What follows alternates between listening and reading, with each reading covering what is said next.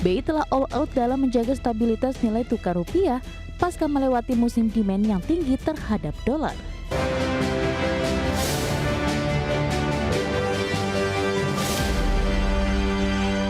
Bank Indonesia mengaku optimistis nilai tukar rupiah terhadap dolar Amerika Serikat akan kembali stabil memasuki bulan Juli 2026 mendatang. Rupiah akan kembali menguat sesuai dengan target yang telah ditetapkan di rentang 16.200 sampai dengan 16.800 per dolar Amerika Serikat. Bank Indonesia mengaku optimistis nilai tukar rupiah terhadap dolar Amerika Serikat akan kembali stabil memasuki bulan Juli 2026 mendatang. Direktur Eksekutif Departemen Komunikasi BI Ramdan Denny Prakoso menegaskan, BI telah all out dalam menjaga stabilitas nilai tukar rupiah pasca melewati musim demand yang tinggi terhadap dolar. Menurut Ramdan, Bank Indonesia akan terus menjalankan 7 langkah strategis untuk memperkuat rupiah sambil mencermati perkembangan kondisi global yang masih penuh ketidakpastian. Ramdan optimistis rupiah akan kembali menguat sesuai dengan target yang telah ditetapkan, yakni di rentang 16.200 sampai dengan 16.800 per dolar Amerika Serikat. BI masih optimis. Nilai tukar rupiah di tahun ini masih bisa mencapai rata-rata yang sudah ditargetkan yaitu 16.500 dengan rentang 16.200 sampai dengan 16.800. Bank Indonesia akan terus melakukan 7 langkah strategis dalam rangka memperkuat nilai tukar. Dan tentunya kita akan selalu mencermati kondisi terutama di global. Ramdan menyebut stabilitas rupiah tidak hanya bergantung pada kebijakan Bank Indonesia, tetapi juga memerlukan sinergi seluruh pihak untuk memperkuat perekonomian nasional. Dari Jakarta, Tim Liputan IDX Channel. Ya, rapat kerja Komisi 11 DPR RI dan Bank Indonesia diwarnai hujan kritik terkait pelemahan nilai tukar rupiah terhadap dolar Amerika Serikat. Sejumlah anggota Komisi 11 menilai pelemahan nilai tukar rupiah menjadi anomali di tengah pertumbuhan ekonomi Indonesia yang berada di level 5,61%. Rapat kerja Komisi 11 DPR RI dan Bank Indonesia diwarnai hujan kritik terkait pelemahan nilai tukar rupiah terhadap dolar Amerika Serikat dalam waktu belakangan ini. Anggota Komisi 11 DPR RI dari fraksi PAN, Primus Yustisio, menilai kondisi pelemahan rupiah saat ini yang menyentuh level 17.600 per dolar Amerika menjadi anomali di tengah pertumbuhan ekonomi Indonesia yang masih berada di level 5,61%. Primus bahkan meminta Gubernur BI Peri Warjio untuk mengundurkan diri sebagai bentuk tanggung jawab karena tidak mampu menjalankan tugas dengan baik. Pertumbuhan ekonomi kita 5,61%. Tetapi nilai tukar rupiah kita jeblok. Bahkan sekarang ada di level rekor terendahnya terhadap dolar. Apa yang terjadi saat ini, menurut saya pribadi, Bank Indonesia saat ini sudah menghilangkan trust. Bank Indonesia sudah menyampingkan kredibilitasnya. Sementara itu, anggota Komisi 11 DPR RI dari fraksi PDI Perjuangan Haris Turino mempertanyakan efektivitas seluruh instrumen yang telah dikerahkan oleh BI karena nilai tukar rupiah tetap melanjutkan pelemahan. Menurut Haris, situasi ini tidak hanya dipengaruhi oleh tekanan global, melainkan juga dipicu oleh persoalan dari dalam negeri. Beberapa faktor domestik seperti masalah fiskal, defisit transaksi berjalan, arus modal keluar, hingga penurunan kepercayaan pelaku pasar terhadap perekonomian nasional juga ikut mempengaruhi pelemahan nilai tukar rupiah. Akui tekanan global sangat besar.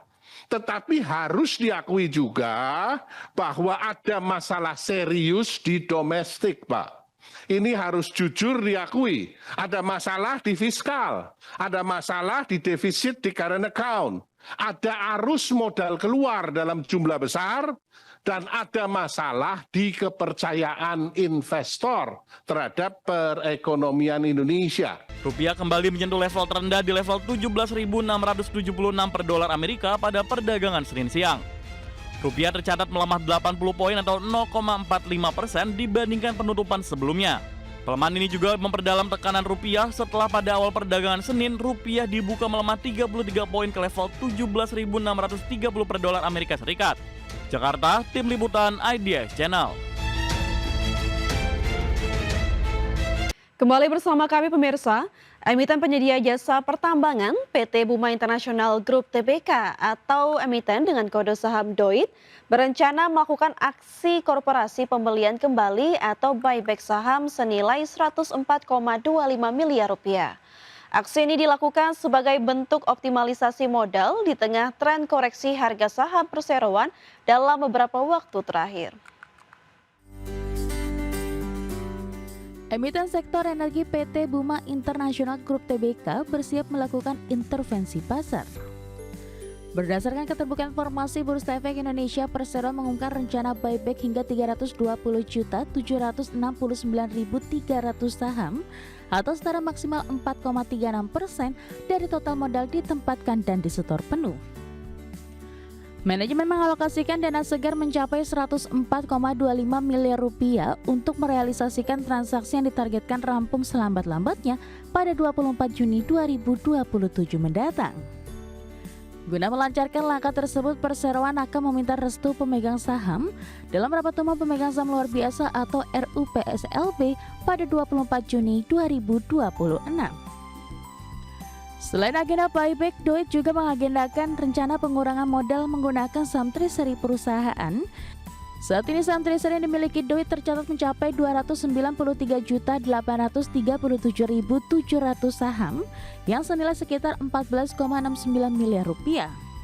Manajemen optimistis aksi korporasi ini tidak akan mengganggu likuiditas maupun aktivitas operasional Perseroan karena didukung oleh arus kas yang kuat.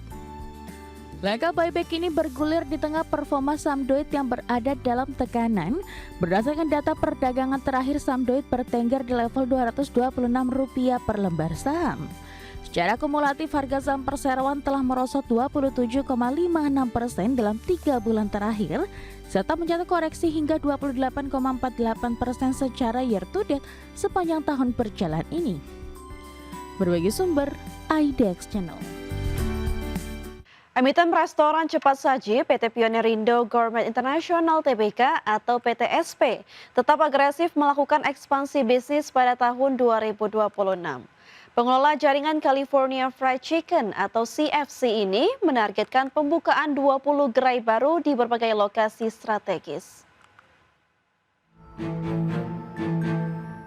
PT Pionerindo Gourmet International Tbk menargetkan pembukaan 20 gerai baru sepanjang 2026.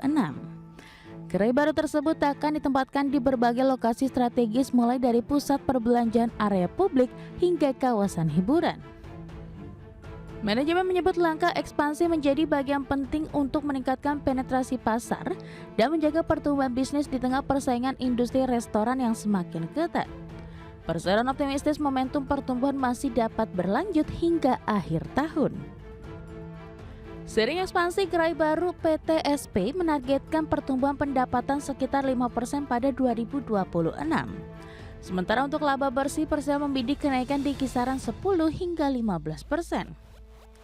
Target tersebut didukung kinerja positif pada kuartal pertama 2026 saat pendapatan perusahaan tumbuh 21% menjadi 204,5 miliar rupiah.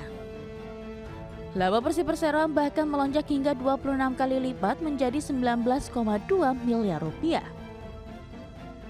Untuk menarik konsumen baru, PTSP terus meluncurkan inovasi menu dan memperkuat penjualan digital. Manajemen menyebut produk seperti ayam bakar samyang dan nasi daun jeruk mendapat respon positif dari pasar. Selain itu, Perseroan juga meningkatkan penjualan melalui platform online dan delivery untuk menyesuaikan perubahan perilaku konsumen. Strategi ini dinilai penting untuk menjaga pertumbuhan same-store sales di tengah persaingan industri makanan cepat saji. Meski tetap ekspansif, PTSP mengaku kondisi daya beli masyarakat masih menjadi tantangan bagi industri perseroan. Kenaikan harga bahan baku dan kemasan juga menjadi faktor yang terus dipantau oleh perseroan. Untuk menjaga daya saing, perusahaan melakukan efisiensi internal dan menjaga harga produk tetap kompetitif. PT Pionirindo Gourmet International merupakan pengelola merek California Fried Chicken atau CFC yang sudah beroperasi sejak tahun 1983. Selain CFC, Perseran juga memiliki merek Caldonat Sapo dan Sugakia. Hingga beberapa tahun terakhir, perusahaan memiliki ratusan gerai yang tersebar di berbagai kota di Indonesia. Dengan ekspansi dan inovasi yang terus dilakukan, PTSP berupaya mempertahankan posisinya di tengah persaingan industri restoran cepat saji nasional. Berbagi sumber, IDEX Channel.